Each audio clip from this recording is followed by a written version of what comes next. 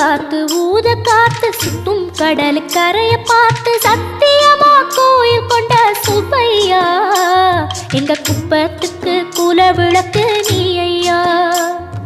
வாட காத்து வீச பார்த்து அலைய எதிர்த்து வலைய போட்டு மீன் பிடிக்கும் தொழில் நடக்குது முத்தையா. கரை மீண்டு வர காவல் உந்தன் வேலையா.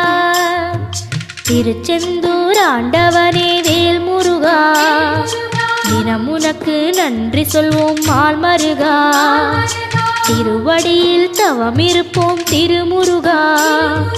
தீப்பெழுது நலமெனவே வடிவழகா.